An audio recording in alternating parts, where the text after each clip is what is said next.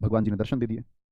दर्शन दे दिए भगवान जी ने, तो राजा बड़ा प्रजा हितैषी था, प्रजा के हित में चाहने वाला था। उसने कहा भगवान जी मेरी प्रजा को भी दर्शन दीजिए ना, प्लीज उनको भी दर्शन दीजिए। उन्होंने कहा कि तुमने इसके लिए मेहनत की है, तुमने इसके लिए रात दिन परिश्रम किया, योग किया, हठ योग किया, तुमने ध्यान लगाया, तो मैं तुम ही को तो मिलूंगा। तुम ऐसे कैसे कह सकते हो मुझसे कि प्रजा के पास भी चलो?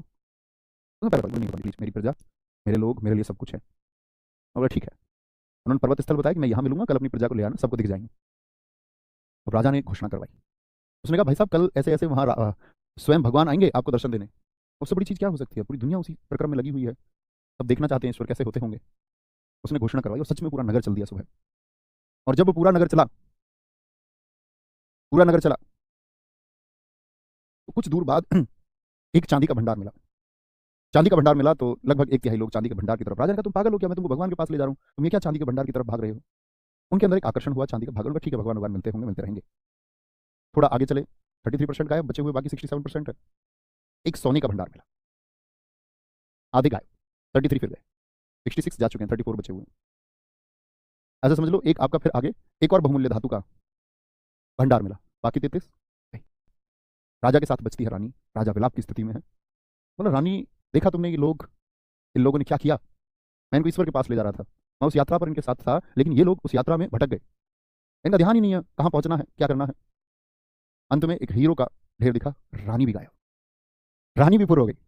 अकेले राजा पहुंचा भगवान जी के पास में। भगवान जी ने कहा तुम अपनी प्रजा को लेकर आने वाले थे, कहाँ गई? उन्होंने कहा जी जो सिद्धांत या जो प्रिंसिपल आप मुझे सिखाना चाह रहे थे वो मैं सीख चुका हूँ। सिद्धांत यह है कि हम यात्रा को शुरू तो करते हैं, लेकिन बहुत सारी चीज़ ऐसी हैं जो हमारी मन की चंचलता, सबसे बड़ा एक कारण होता है कि हम नहीं पहुंच पाते उस मंजिल तक, क्योंकि हम बीच में कुछ चीज़ें हमको अट्रैक्ट करती हैं। कभी वो चांदी होगा, कभी सोना होगा, वो लड़की होगी, कभी कमेंट सेक्शन होगा, कभी दिमाग में कुलबुलाहट उठेगी जी आंसू पूछ लूँ कमेंट में। तो मुख्य फोकस खत्म होने की तरफ जो मार्ग खत्म होता है वहां पर नहीं है। तो आप लोगों से मित्र मैं ये प्रार्थना करूंगा कि आप भी प्लीज ना भटके, पूरे अध्याय को बड़े ध्यान से पढ़ा करो। हाँ अध्याय खत्म हो गया, अब सोचो क्या क्या डाउट हो सकते हैं अगर आप अच्छे छात्र हैं तो, और फिर अपने डाउट्स के सॉल्यूशन आप खोज सकते हैं, स्वयं खोज सकते हो। ऐसा हो ही नहीं सकता ना खोज पाओगे।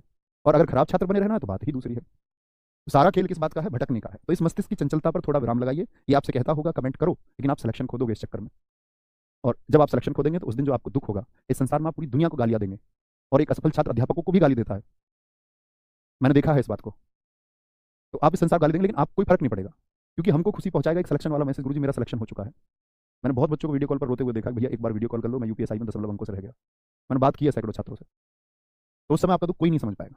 ये मेरी प्रार्थना उस दुख की स्थिति में ना पहुंचना। आगे वे शब्द जो सदैव